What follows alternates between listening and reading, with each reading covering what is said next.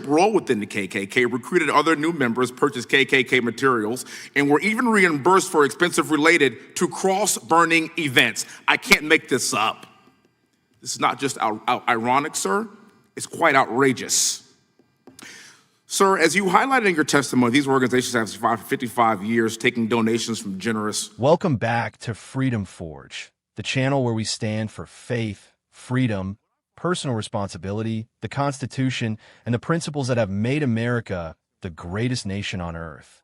If you believe in honest political analysis without the spin of the mainstream media, make sure you hit that like button, subscribe to the channel, and turn on notifications so you never miss our latest coverage of the biggest hearings happening in Washington.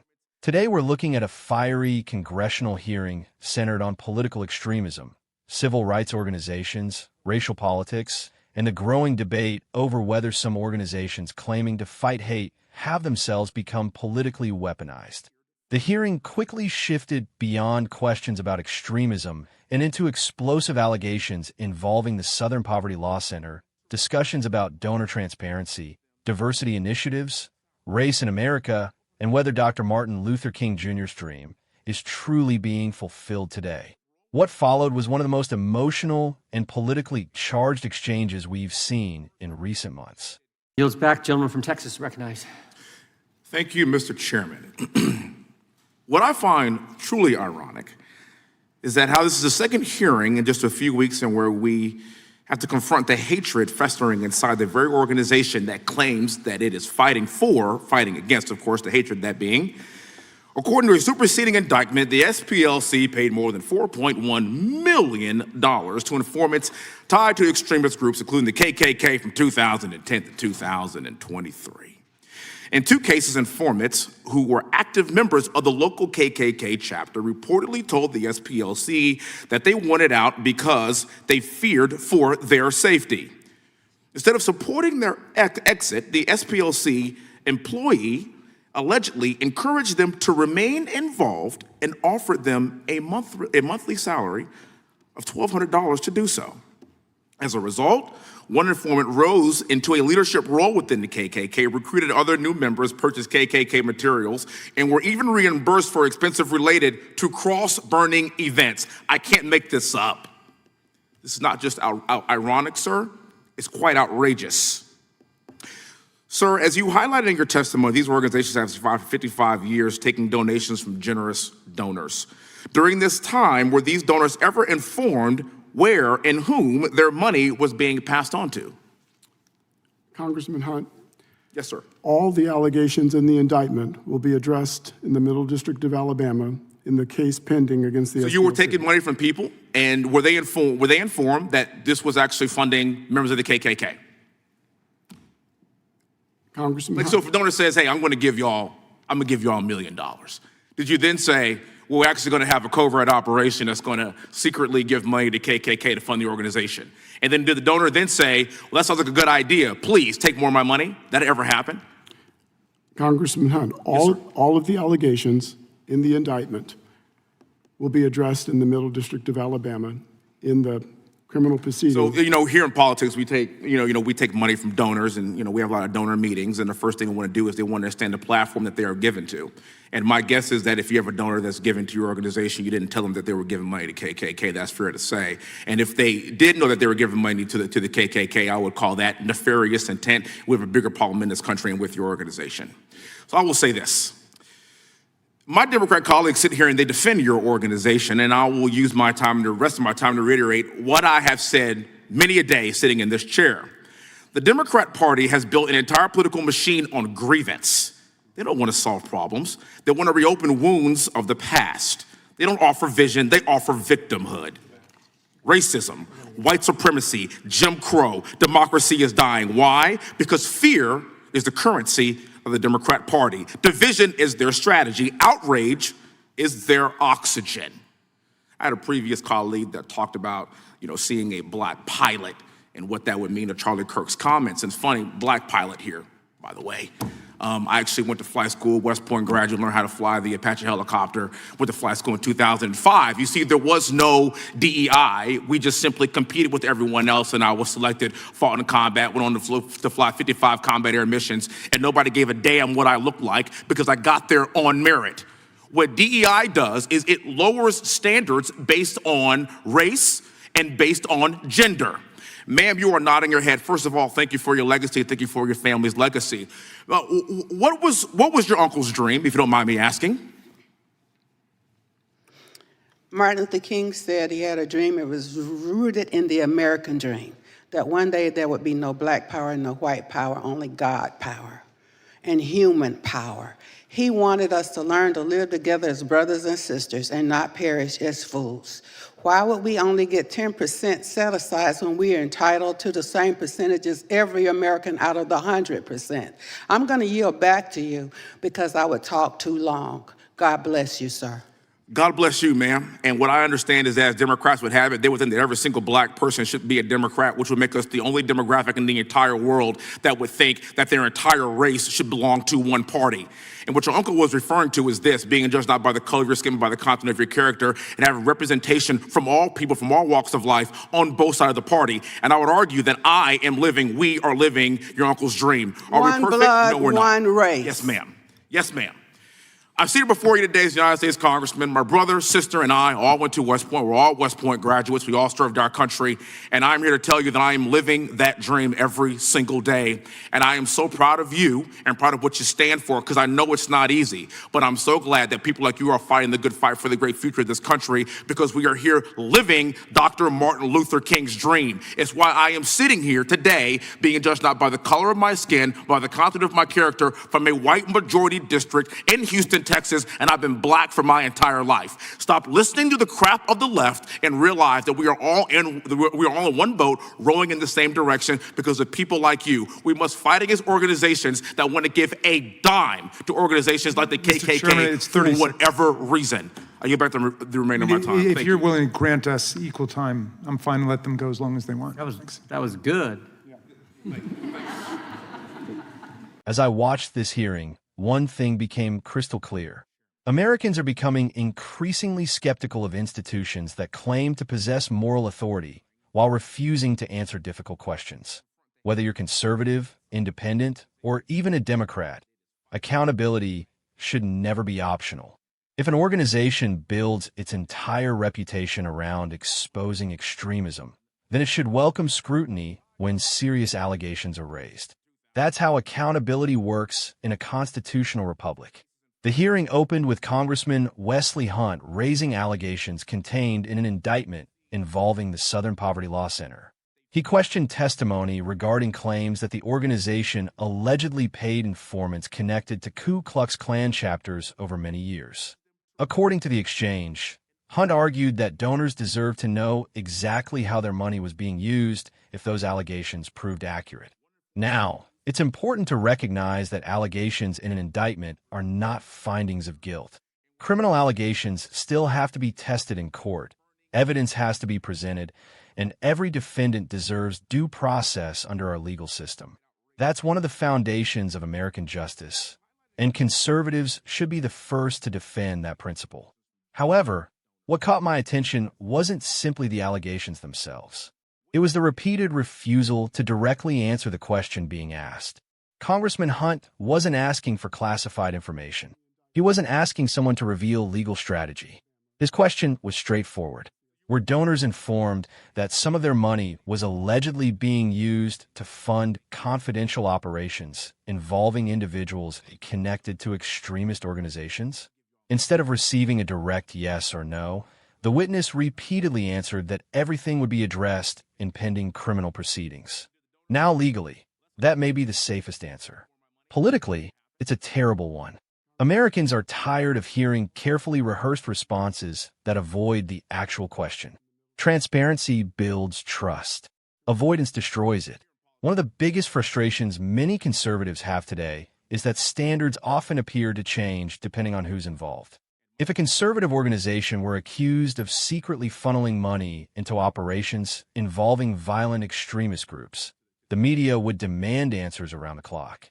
There would be nonstop headlines, panel discussions, editorials, and investigations. So it's understandable why many Americans ask whether every organization receives the same level of scrutiny. Another major moment came when Congressman Hunt broadened the discussion beyond the allegations themselves. He argued that today's Democratic Party relies heavily on themes of grievance, victimhood, and division rather than offering solutions to America's biggest problems. Now, that's obviously a political opinion, and not everyone will agree with it. But it reflects a broader argument that has become increasingly common among conservatives over the last decade. Many Americans believe our country is constantly being told that we're permanently divided by race, gender, identity, and historical grievances. Instead of emphasizing what unites Americans, political conversations increasingly emphasize what separates us. Instead of encouraging people to compete based on merit, more discussions revolve around identity categories. Whether you agree with Hunt or not, his comments speak to a growing frustration among millions of Americans who believe national unity has been replaced by identity politics. Then came what I believe was one of the strongest moments of the hearing. Congressman Hunt began speaking about his own life. He reminded everyone that he graduated from West Point. He completed Army flight school. He became an Apache helicopter pilot. He flew 55 combat missions defending the United States. His point was simple. Nobody cared what race he was when he was flying into combat. People cared whether he could do the job. That message resonates with many conservatives because it emphasizes merit over identity. Military service is perhaps one of the clearest examples of where competence isn't optional. Lives literally depend on excellence. When Hunt said nobody cared what he looked like because he earned his position, he was making a broader argument against policies he believes prioritize race or gender over qualifications. Supporters of diversity initiatives would likely argue that such programs are designed to expand opportunities and address historical barriers rather than lower standards. Critics, including Hunt, argue that any system perceived as giving preference based on identity risks undermining confidence in merit-based achievement. Regardless of where someone stands, it's clear this debate is not going away. The hearing then took an emotional turn when Hunt spoke with a witness connected to Dr. Martin Luther King Jr.'s legacy.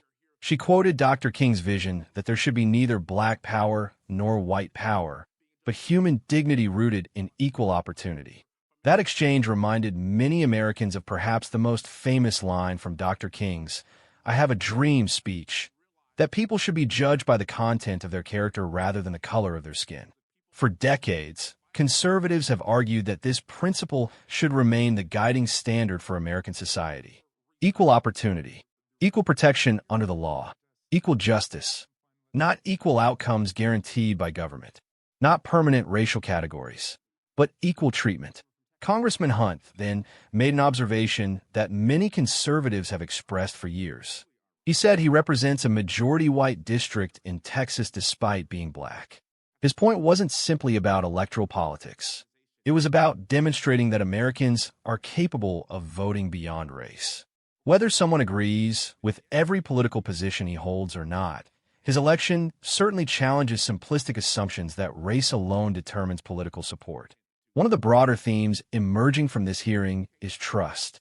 Americans have lost trust in many institutions. They've lost trust in the media. They've lost trust in universities. They've lost trust in government agencies. They've lost trust in organizations that claim neutrality while appearing politically aligned. Trust isn't restored through slogans. It's restored through transparency. It's restored by answering difficult questions. It's restored by applying equal standards regardless of ideology. Something else stood out during this exchange. Congressman Hunt repeatedly emphasized gratitude for America.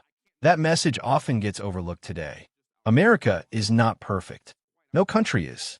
Our history contains extraordinary achievements alongside undeniable failures. But one reason millions of people continue to immigrate legally to the United States is because they still believe in the promise of freedom, opportunity, and self-determination. Conservatives often argue that acknowledging America's flaws shouldn't require denying its greatness. You can recognize historical injustice while also celebrating the enormous progress our nation has made. You could defend civil rights while rejecting identity politics. You can oppose racism while also insisting that every American deserves equal treatment before the law. Those ideas are not mutually exclusive. They're entirely compatible. Another important point worth discussing is accountability.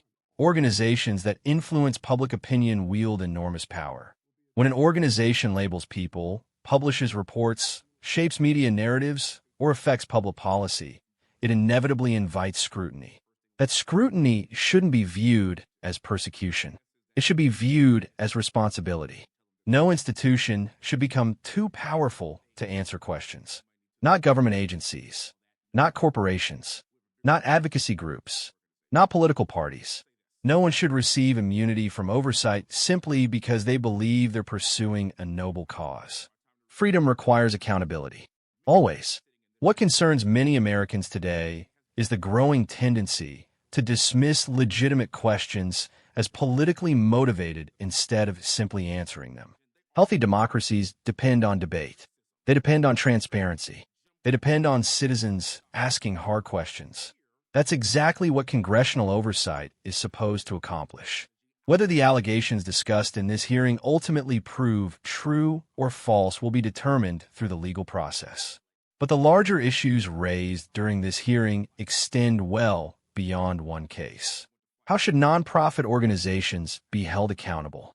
How transparent should they be with donors? Should every advocacy organization be subject to the same level of public scrutiny? How do we protect civil rights while avoiding political polarization? Those are important questions that deserve thoughtful discussion rather than partisan slogans. One final observation. Congressman Hunt closed by saying America is moving forward together, rowing in the same boat, regardless of race. Some viewers will agree, others won't. But it's hard to deny that unity becomes increasingly difficult when political leaders constantly encourage Americans to see one another primarily through racial, ethnic, or ideological categories. Our Constitution doesn't promise equal opinions. It promises equal rights. That's an important distinction. The strength of America has always come from individuals of different backgrounds working toward common goals while preserving the freedoms guaranteed by the Constitution. At Freedom Forge, we believe that open debate, constitutional principles, personal responsibility, and equal justice remain the best path forward for this country.